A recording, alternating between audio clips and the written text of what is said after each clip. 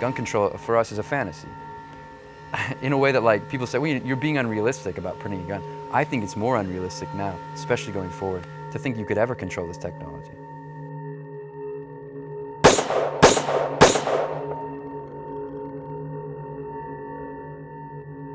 "2012 was a bloody year in America, one that saw 16 mass shootings in 15 different states.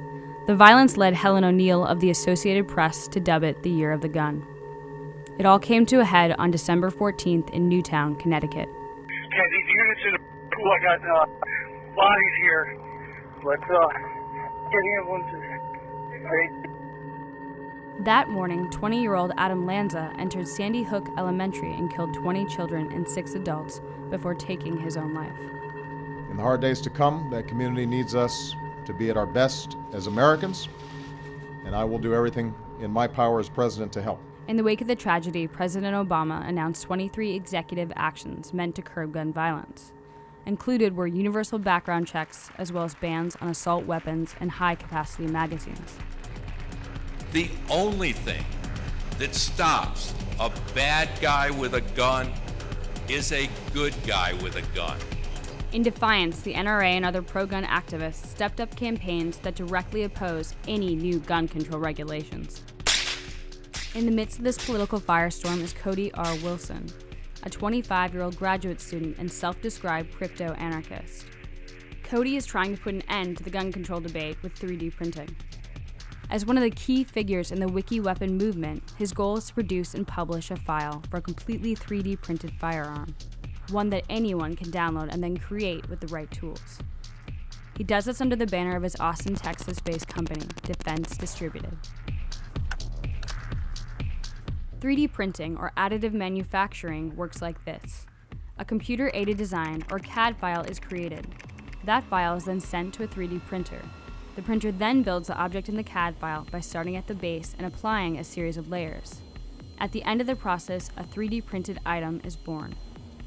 So how will the ability to self-manufacture untraceable firearms affect the gun control debate? Motherboard traveled to Austin to get Cody Wilson's perspective.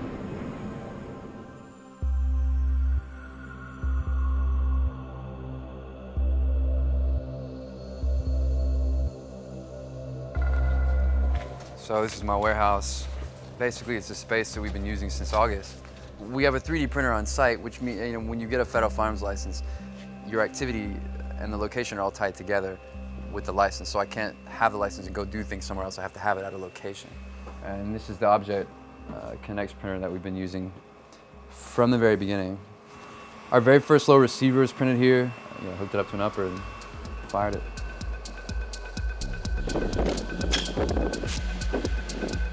So the project begins and no one will listen to you.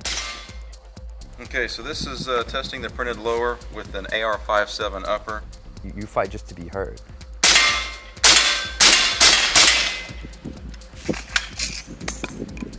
You break it, and then something changes, and then you're heard. We hypothesized a gun control future, right? Even when they weren't coming for us. You said that 3 or 4 months ago. That's right. Joe Biden, this is no country for old men.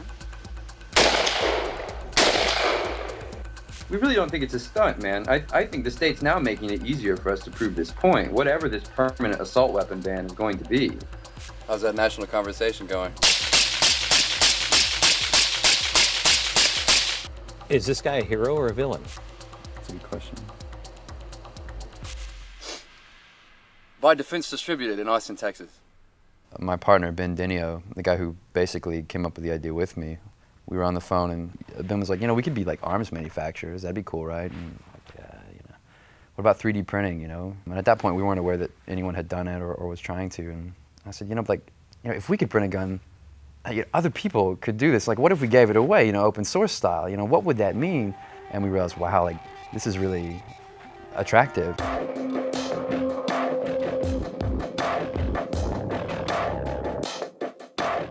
You begin with the file. Often you have it in CAD, it's parametric, you can edit it, but you say, well, you don't know how this works, so you test it in software because that's cheaper. Then you find your printer. What material does that printer use? And you say, okay, I'd like this material. Let's see what this can do. You wait 12 hours, you wait 7 hours, you might wait a day. Okay, now we have a piece. And in the case of lower receivers, it's easy. I mean, it's not dangerous if it fails. Defense Distributed is currently focused on designing a durable lower receiver, which is the mechanism that houses the trigger.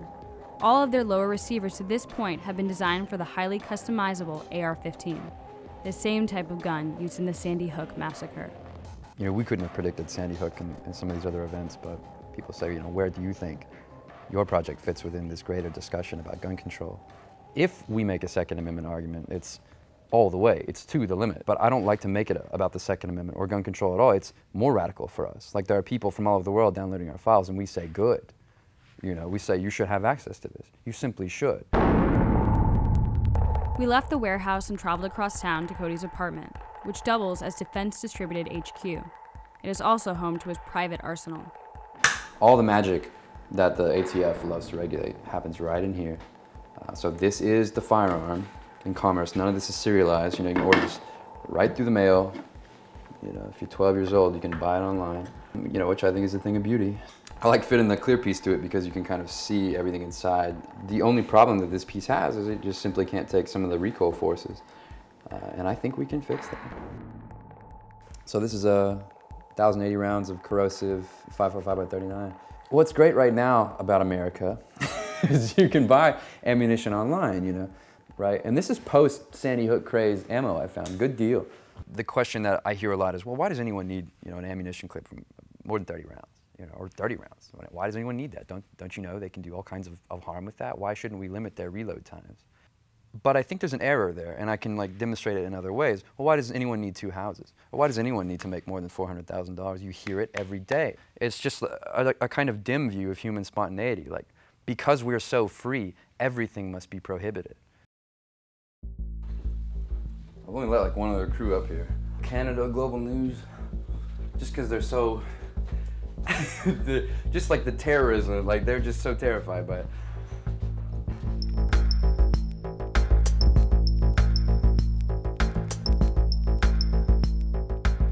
For historical purposes, right, this is a pre-band semi-auto. This is what it used to look like, kids.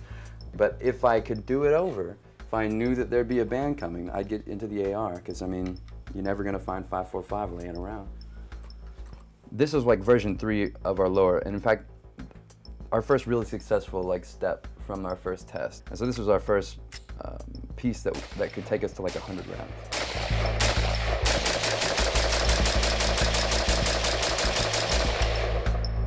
And like the design of the AR system allows this. I mean, people have carved lowers out of wood. You know, this isn't, we're not trying to say like, oh, you know, here it is. We're trying to prove a point. They're like, look, you can print this out of plastic.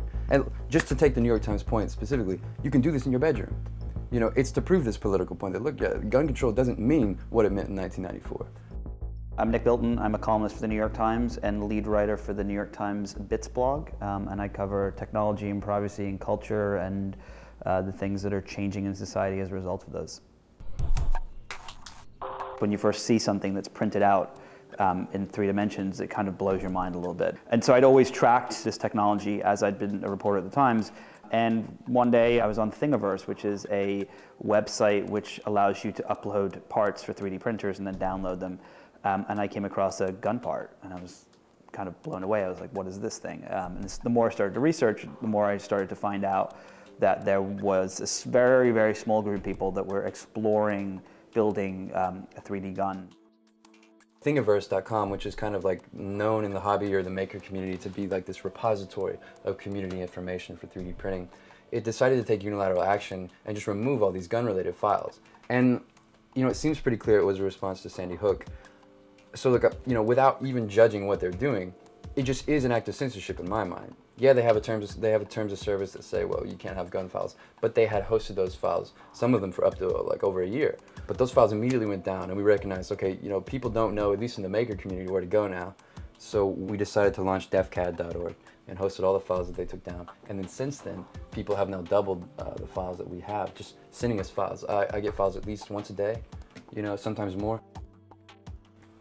Oh, cool, the Blaze article's out.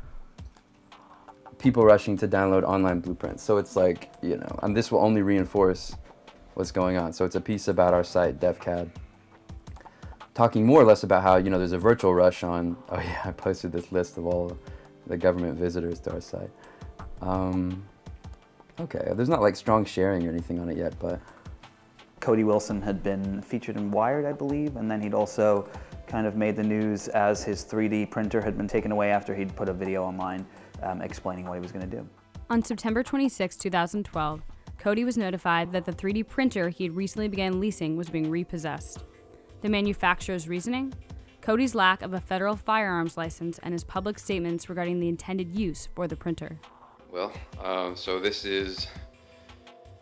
These boxes are the Uprint SE Plus printer. This is as far as I had gotten. So just wanted to tell you guys why you were taking this? No. Okay, they didn't say anything about it. So for the record, I was trying to print guns with that printer. And they took it away because I was trying to print guns with it. Just to, oh, that's cool. Just to let you know. When I called him up and we spoke, he just left the ATF's offices. They'd been actually discussing what is legal and what is not. This was an entirely new thing. They knew that it was illegal to own this part for a gun without having it registered and so on. But when you can make the part for the gun, that changes the whole course of the conversation.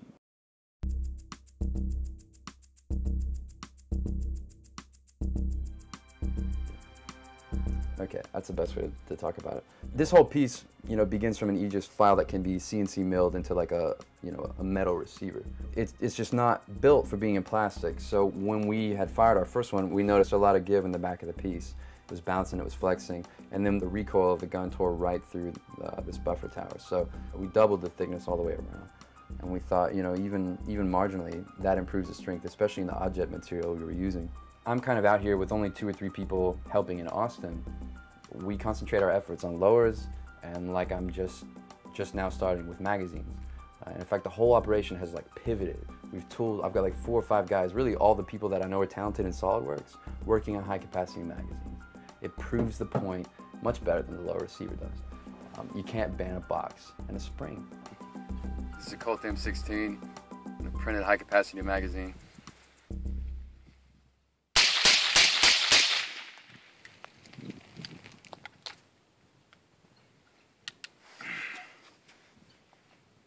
We come out and we say, yeah, look, we're willing to look like idiots, but the interest is in preserving firearms on the internet. And people like that message, Despite this whole kind of idea of like, democratic consensus, I mean, there's a lot of people who are interested, so they do whatever they can. We get donations every day, Cody's 24 years old. When I was 24 years old, I was reading books about, Israel and Gaza and believed that there were this kind of conspiracy and that, and it's part of who we are. It's part of what we do, and it just happens that Cody has decided to stick with guns as his thing that he's going to fight for.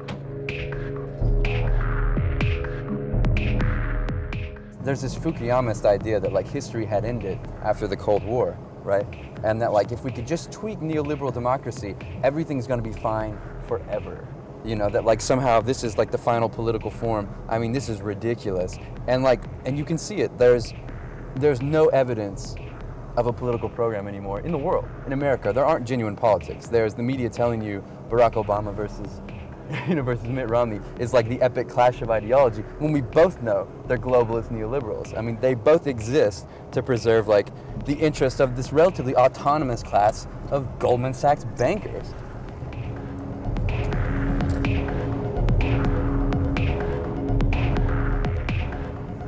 He believes that he's doing the right thing and that he is kind of perpetuating this kind of technology and looking at what it will be. But I also think that there is definitely a part of what he's doing for attention. I mean, the reader email I got on that gun piece was phenomenal, and a large majority of it was, why are you giving this kid attention? It's clear that this is why he's doing it. I don't remember a lot about my exchange with Nick, but it was like very matter of fact. He was like, why? I was like, yeah, we believe it's worth doing. The piece disappointed me a little bit. He's like, now felons and children and the insane, okay, blah, blah, blah, and this man wants children to have guns. I was like, all right, fine, take the easy road, fine.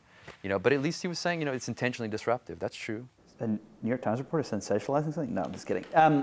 No, what's really interesting is, so as someone who's been covering 3D printers since they were essentially becoming into the mainstream a little bit, right?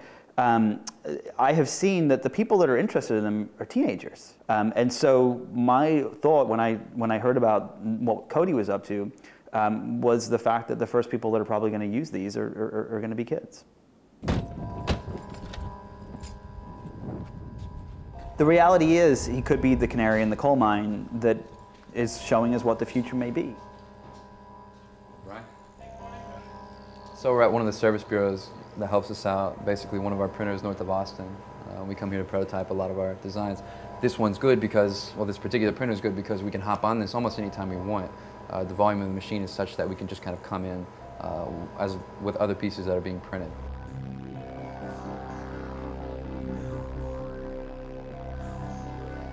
I truly do believe that in the next decade, the majority of Americans will have a 3D printer in their home. I truly believe that. They will be printing out cups and plates and furniture and all these different things. And some of those people will be printing out weapons with that. And I think that that's something that we should be talking about now, not waiting until it happens a decade from now. The science fiction writers that we all grew up, they imagine worlds where technology solves problems. They don't imagine worlds where it creates problems and kills people. When Bree and MakerBot and those guys developed these 3D printers, they imagined people making clothes hooks and baby pins and all of these wonderful things that make the world a better place. They had no concept, none of us had any concept, that these things would be used to create weapons that would kill people. You have people like Cody that come along and look at something that you think is a cute little kitten and realize that he can program it to kill people. Other people can stand on our shoulders and learn from what we've done and take it farther. We reached out to Bree Pettis, who is CEO of MakerBot and co-founder of Thingiverse, but he refused to comment on this story.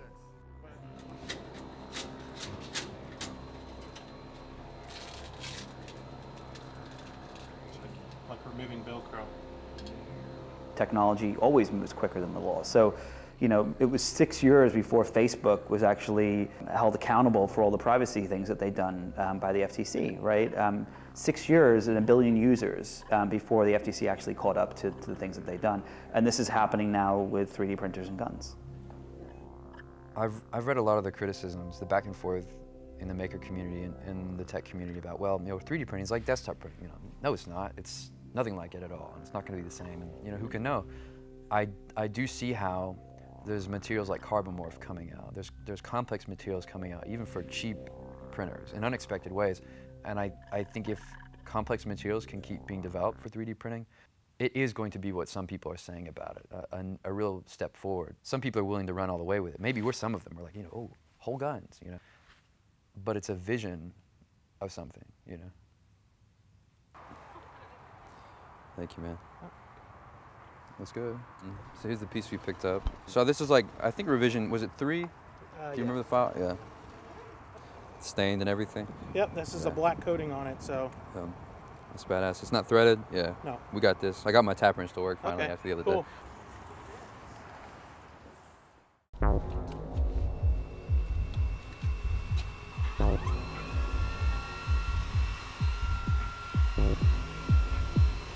So we're printing 2 magazines today, like they're both 30 round.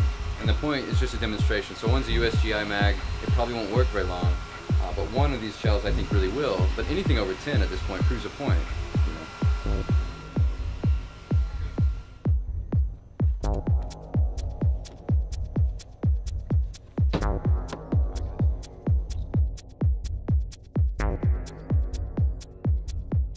The only things recognized and like promulgated in this culture are like kinds of irreversible things, you know, progress, growth.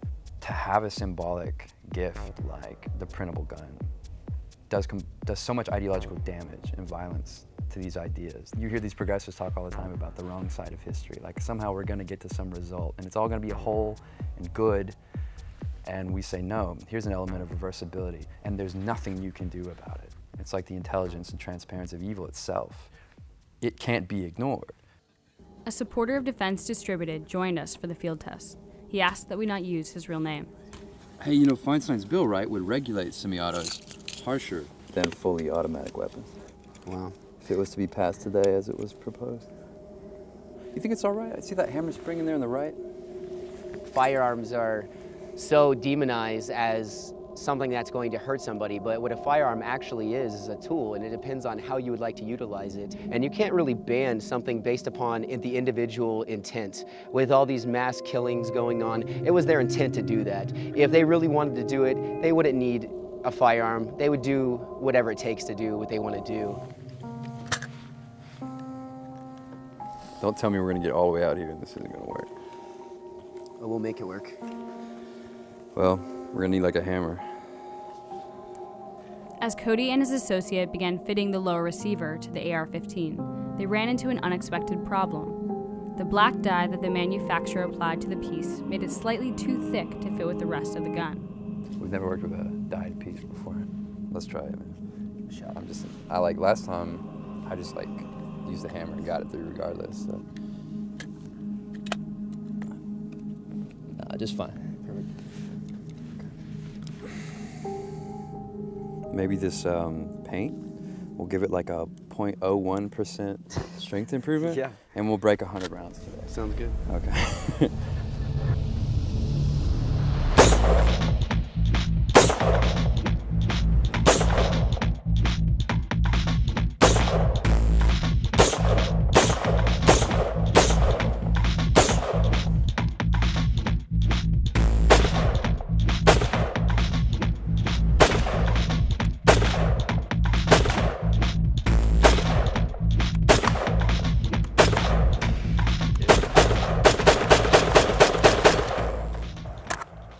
Empty?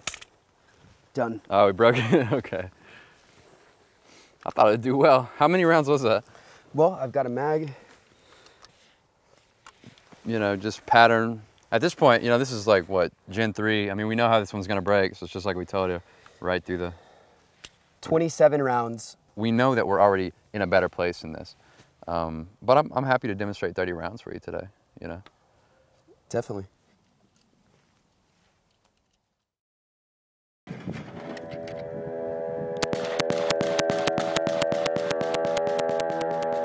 Shortly after we wrapped filming, Defense Distributed posted this video on their YouTube page. It shows the latest version of their lower receiver firing over 600 rounds without failure. When we reached out to the ATF for a comment on this story, a representative told us that there are currently no restrictions on an individual manufacturing firearms for personal use. They then directed us towards their FAQ. Then, on March 16th, Defense Distributed announced that the ATF had approved Cody Wilson's application for a federal firearms license. Cody is now able to sell the 3D printed lower receivers, but he won't. I don't think we're utopians. I think the real utopia is the idea that we can go back to the 1990s and everything will be perfect forever. All we're saying is, no, you can't. You know, now there's the internet.